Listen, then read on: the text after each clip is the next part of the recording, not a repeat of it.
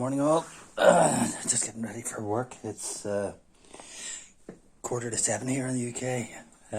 Be interested to know where you guys are from, so maybe if you mention. If you excuse the haircut, by the way, which is pretty bad, it's down to self-isolation and having to cut my own hair. Just a wee bit of lightheartedness thrown in there. I want to talk this morning before I go to work about getting a stent.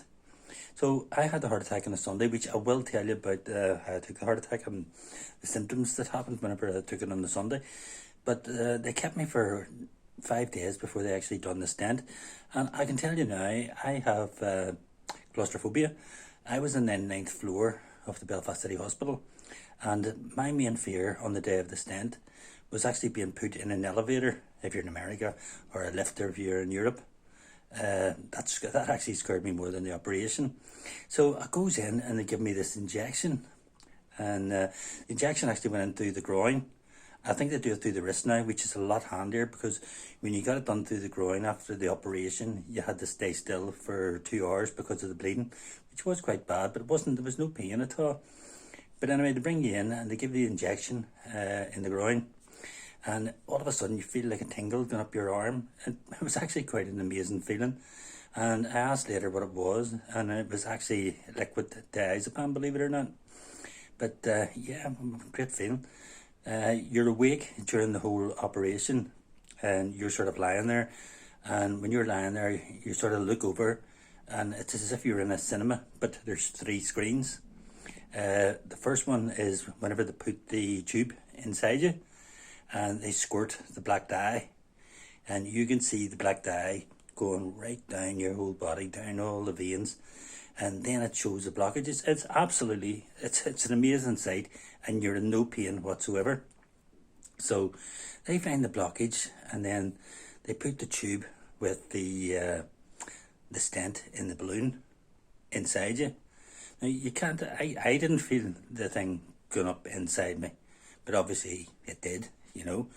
But then it got up to where the blockage was. Well, there was no real blockage because they had cleared the blockage whenever I was brought into hospital.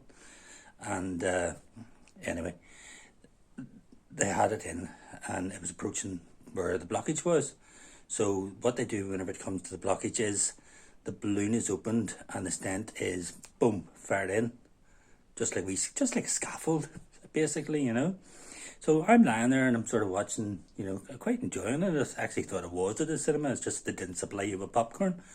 And anyway, once they actually fire the stent in, it's just boom, and you can feel it. You can feel it. It's actually like what a heart attack would feel like, but it's only for like 1 second. It's over, boom, just like that, and that's it. Boom, that's it in, and then they deflate the balloon, and then boom, out it comes, and then you're sort of stitched up, and then that's you. They take you back down into the board, and you have to lie there for 2 hours. So you're lying in bed for 2 hours before you can move, and there's absolutely no pain. I have to say, getting the filling was actually, because I'm a big card when I'm a big card anyway, but it's one of the easiest operations out.